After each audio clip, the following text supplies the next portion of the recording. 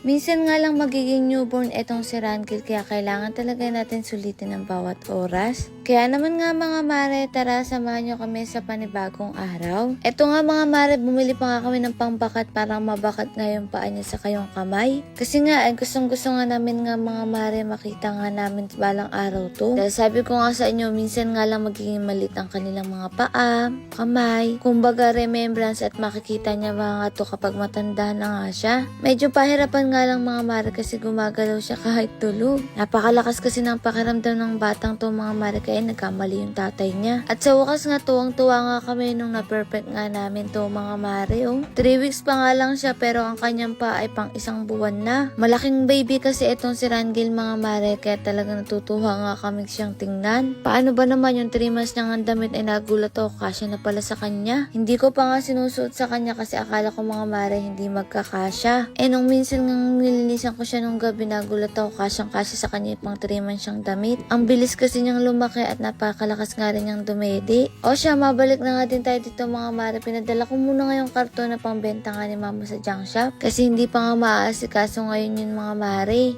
At eto, nagpakain na nga rin sila ng alaga nga nating itik. Bago nga sila magdilig, eto na nga muna ang kailangan nga nilang gawin mga mare. Tingnan nyo, sisigla nga ng itik nga natin. Hindi pa nga rin nahahati yung gulong mga mare kasi mas maganda nga yun. Ang pag-aalaga nga rin ng itik, parang pag-aalaga nga ng sanggol, kailangan din talaga ng oras. Siyempre, pangingitlog nga mga mare ang kailangan nga nilang gawin. At tiyagaan nga lang din mga mare sa pagpapakain nga araw-araw. Kaya kung wala kang pasensya sa mga ganito, ay napakahirap nga din mga maring trabaho to. Pero sa totoo lang, wala naman talagang madaling trabaho. Lahat nga mahirap. Pagkatapos nga nila dun mga mare, ito nag-asikaso na nga rin sila dito sa ating mga binhi. Binhi tuloy mga mare. Hollow block, kaya naman nga mga mare, nasikaso na nga nila, hinarangan nga nila. Naglagay na nga rin sila ng tansi para pantay na pantay nga mga mare. Tanong ko nga lang din sa inyo mga mare, paano nyo nga nakikita yung mga videos nga natin? Dumadaan ba to mga mare sa FYP nyo o nagno-notify lang sa inyo? Marami kasi nagchat sa amin na wala nga do kaming upload pero may upload nga kami. Kaya naman nagtataka tuloy kami mga mare. Dahil 2 araw na nga daw nilang hindi kami napapanood. May bago naman tayong upload. Paano nyo nga mga mare nakikita? Pa-comment naman dyan at syempre ano nga ginagawa nyo kapag nanonood nga kayo sa atin? At anong oras nyo nga pinapanood madalas yung mga vlog nga natin mga mare? At kung taga saan nga din kayo? Saan kaya nakakarating yung mga vlog natin mga mare? O siya, mabalik na nga tayo dito sa ginagawa nga ni Kuya Noli at eto nga gumanda na nga rin tingnan. Hindi na nga rin sila nagluto kasi tanghali na kaya eto bumili na nga lang sila sa malapit ng bilihan nga ng ulam at bumili na nga rin sila ng kanin mga mare. Sa dami rin kasi nang nilang ginagawa ay hindi na din talaga nila maasikaso lahat. Kaya ito na lang naging solusyon mga mare. Buti na nga lang may malapit nga itong bilihan ng ulam. Kaya ayan, manananghalian na nga rin sila. At eto nga mga mare, pinitas na nga rin ni tatay etong upo. Hindi na nga rin siya lumaki, punggok nga lang. Hindi na nga rin natupad yung pangarap ni Pangat na lulutuin niya nga to dito mga mare at lalagyan ng sardinas kasi napitas na nga.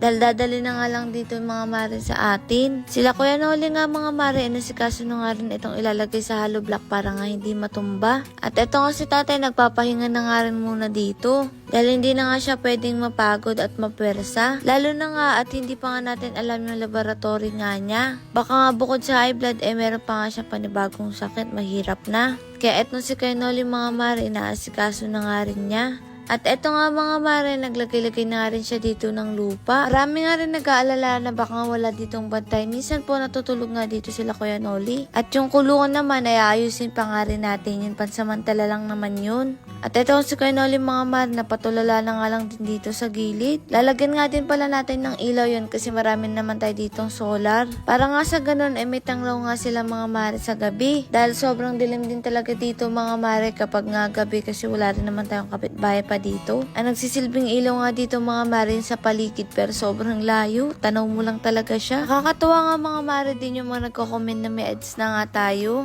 Hindi na nga rin namin maintindihan ng meta ngayon mga mare kasi kahit nga marami ng ads, wala pa rin. May mga kilala ba kayo mga maring vlogger na ganun nga din yung experience nila? Kaya nalilito na nga rin kami mga mare. Kaya bawat video nga natin ngayon ay talagang wala rin talagang earnings. Kaya kumikita na nga lang din tayo sa pagpapromote nga mga mare ng product. O siya mga mare, dahil hapon na naman nga, magpapakain na naman nga sila. Naku, tuwang-tuwa nga yung itik. Minsan masarap din siguro maging itik. Pagkain nga lang, sapat na. Kumbaga, ang problema nga lang nila ay pagkain nga nila. At syempre mga mare, kung paano nga sila maliligo. Di pa nga rin natin itong mga mare nasasanay na ilabas kasi ilang araw pa nga lang baka nga magsipagtakbo. Siguro mga mare, kapag medyo matagal na at sanay na nga sila sa lugar. Sa ngayon ay hindi muna nga mga mare natin palalabasin, baka mahirapan tayong hulihin. Kapag okay na nga sila mga mare sa lugar, saka na natin pakakawalan. Para sa ganun ay makapaglibot-libot nga rin sila dito mga mare, kaya eto muna ng batya. Kasi tulad ng sabi ko sa inyo, maglalagay din naman dito ng lalanguyan nga nila. Hindi pa lang talaga naasikaso kasi sobrang abala nga rin natin. O siya, eto ang karton nga ni mama mga mare, inilagay na nga rin dito. Dahil inipon talaga yan ni mama para nga ipangbebenta nga daw niya, dahil sayang din daw. Kaya lang may mga junk shop na nga ata mga mare na hindi bumibili ng karton. Sa inyo ba, binibili pa yung mga karton mga mare? Kasi dati binibili nga to at talaga nag-iipon din kami nito. Nagbibigay pa nga rin tayo ng munting regalo sa mga nakapalo at nagsishare ng ating vlog. Lord, maraming salamat sa lahat ng blessing at syempre sa inyo mga mare. Paano ba yun? Bukas na lang ulit.